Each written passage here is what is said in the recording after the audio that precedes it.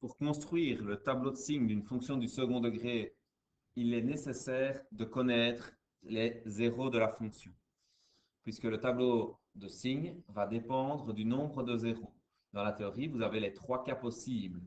Voyons deux exemples en commençant par calculer les zéros de ces deux fonctions.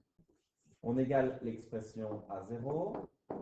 On obtient alors 0 égale moins 2x carré plus x plus 6 et on résout l'équation avec la méthode du discriminant où on calcule la valeur de celui-ci, on note delta. B carré moins 4ac est la formule à appliquer. Donc dans ce cas-ci, 1 au carré moins 4 fois moins 2 fois 6, ce qui me fait 1 plus 48.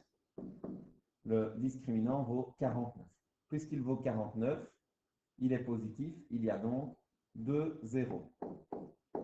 Nous allons les calculer grâce à la formule qu'on retrouve en rappel ici en dessous. Les zéros x1 et x2 se trouvent en calculant moins b, donc moins 1, plus et moins la racine carrée du discriminant 49 sur 2 fois a, donc 2 fois moins 2. Nous trouvons alors moins 1, une fois plus, une fois moins 7 sur moins 4. Si on effectue la somme au numérateur, on a moins 1 plus 7, ce qui fait 6 sur moins 4. C'est négatif et ça vaut moins 3 demi si on simplifie la fraction. Moins 1, moins 7, cette fois-ci, ça fait moins 8 sur moins 4, c'est positif et ça vaut 2. Il y a donc 2 zéros pour cette fonction. Dans l'ordre croissant, les zéros sont moins 3 demi et 2. À partir de là, on construit le tableau de signes de la façon suivante. En suivant la théorie, on a xy moins l'infini. On a la première racine moins 3 demi qui donne 0 pour y. La deuxième racine 2 qui donne également 0 pour y. Il reste à compléter avec les signes. On commence par le signe de A qui ici est négatif, le signe contraire de A et enfin le signe de A.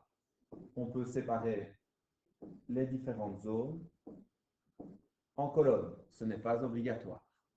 Voyons le deuxième exemple de la même manière. Donc, on résout l'équation 0 égale 2x carré moins 3x plus 4 en calculant le discriminant, b carré, c'est-à-dire moins 3 au carré moins 4ac, 4 fois 2 fois 4. Ça fait 9 moins 32, ce qui est négatif, puisque 9 moins 32, nous sommes à moins 23. Puisque le delta est négatif, il n'y a pas de zéro.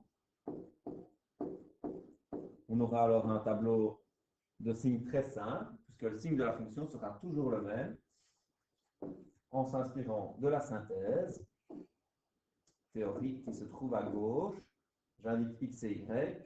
La fonction commence en moins l'infini et elle est définie jusqu'à plus l'infini. Et nous retrouverons toujours le signe de A, qui A ici est 2, est positif, donc ce sera toujours positif.